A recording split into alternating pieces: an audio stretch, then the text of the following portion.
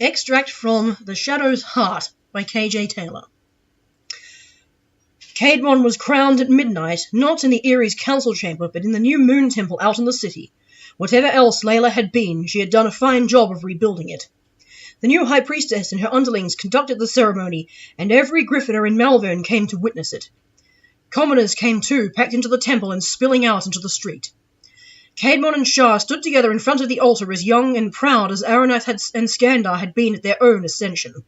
Shar held out her forelegs to accept her golden bands of office, and Caedmon accepted the crown. It was a simple thing, a band of silver set with a single blue stone.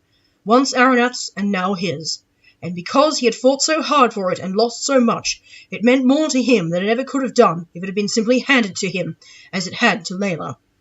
Nobody, of course, would mention her again, except in the worst terms. Caedmon had already ordered for her name to be struck from the records, and had had her body burned without ceremony and the ashes thrown away. She would never be officially recognized as a Taranasi or as a true queen, and his people would curse her name forever.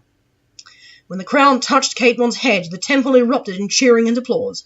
Griffins screeched Shar's name, and humans shouted Caedmon's. Caedmon raised a hand, and silence fell. "Sire," the high priestess said, "what do you command?"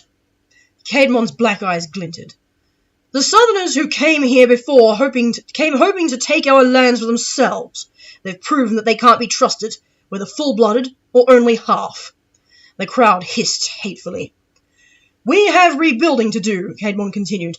"There will be hard work ahead, traitors to subdue, cities to repair, but with loyalty and dedication we can do it. After all, we know who we are, and we are united." Cheers rose to the roof. "But," said Caedmon, "here today, before that hard work begins, I have one promise to make, and it's a promise that will be kept.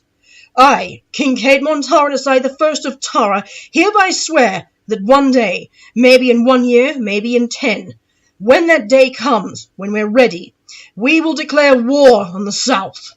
Excitement rippled through the crowd.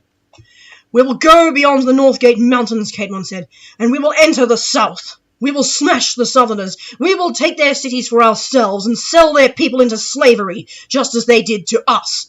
We will show them what a true Northern army can do, and we will show them what happens to our enemies." Excitement turned to ugly shouts and roars of approval.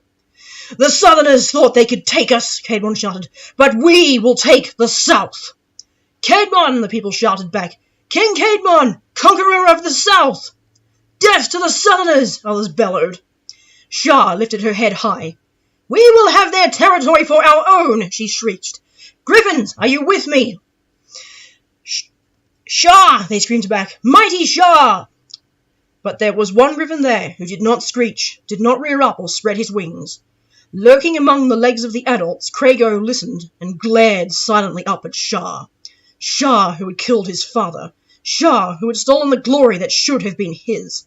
Shar, who thought she could be mightier than a dark griffin. Craigo kept his eyes on the red griffin and rasped a curse that no one heard but him.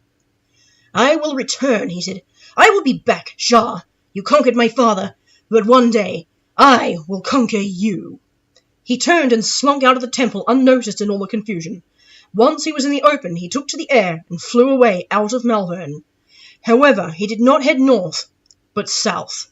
In the south he would be safe, and to him it was home. "But I will return," he promised himself, and then let the land tremble.